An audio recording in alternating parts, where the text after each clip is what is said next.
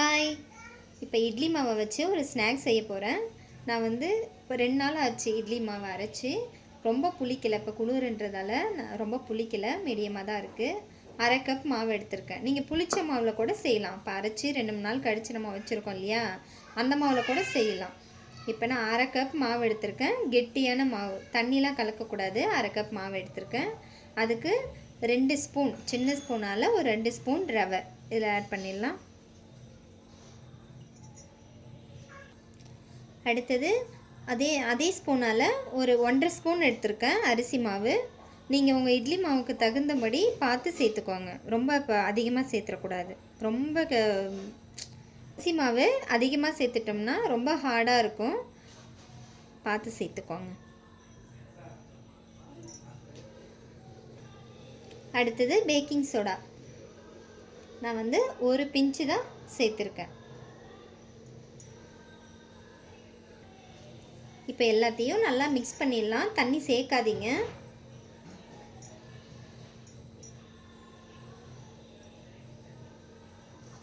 ரவை கொஞ்ச நேரம் ஊறணும். ஒரு 20 நிமிஷமாவது ரவை ஊறினா தான் போண்டா நல்லா வரும்.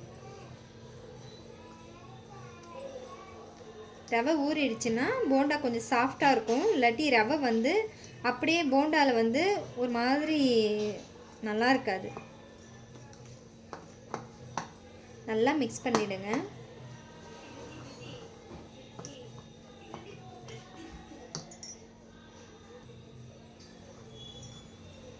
இது ஊறின பிறகு தான் வெங்காயம், பச்சை மிளகாய் எல்லாம் நம்ம சேர்க்கணும். இப்போயே இதை சேர்க்கக்கூடாது. உப்பும் இப்போ சேர்க்காதீங்க.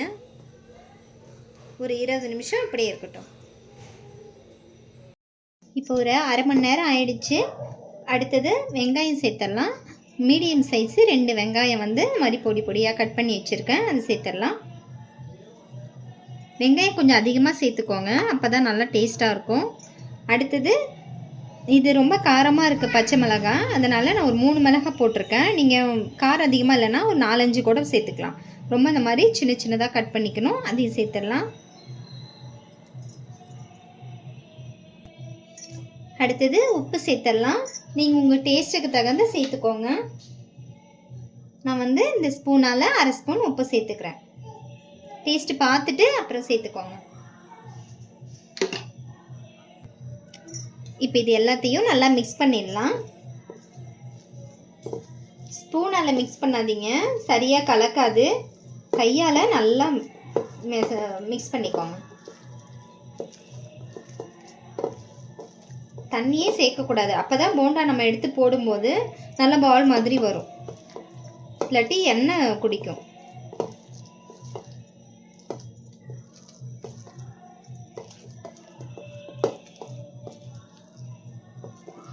நீங்கள் இதில் கோதுமை மாவு சேர்த்துக்கலாம், மைதா மாவு சேர்த்துக்கலாம். நல்லா மிக்ஸ் பண்ணியாச்சு. அடுத்தது நம்ம எண்ணெய் அடுப்பில் வச்சிடலாம். இப்போ எண்ணெய் ஊற்றிருக்கேன். எண்ணெய் நல்லா சூடாயிடுச்சு. போண்டா போட்டுடலாம். போண்டா ரொம்ப பெருசாக போடாதீங்க, ரொம்ப சின்னதாகவும் போடாதீங்க.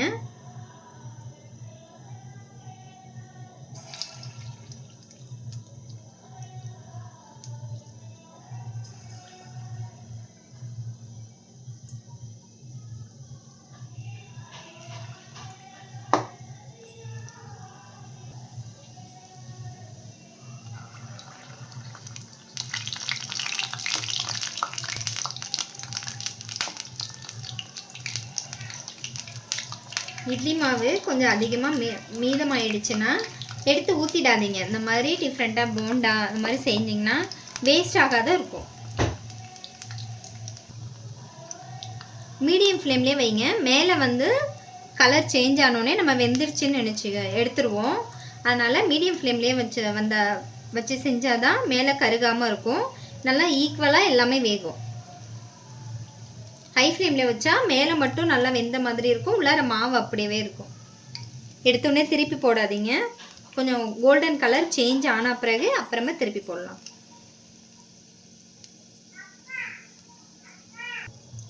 இப்போ திருப்பி போட்டுக்கலாம். அடியில் வெந்தோடனே லேசாக அதுவே மேலே வரும். நம்ம ரொம்ப ஃபோர்ஸாக நம்ம திருப்பணும் அப்படின்னா உடஞ்சிரும். இப்போ எல்லாம் நம்ம திருப்பி போட்டுக்கலாம்.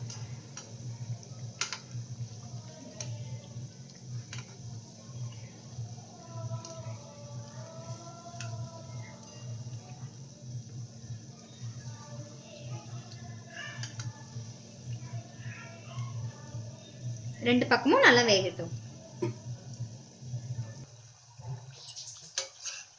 இப்போ ரெடி ஆயிடுச்சு, எடுத்துடலாம்.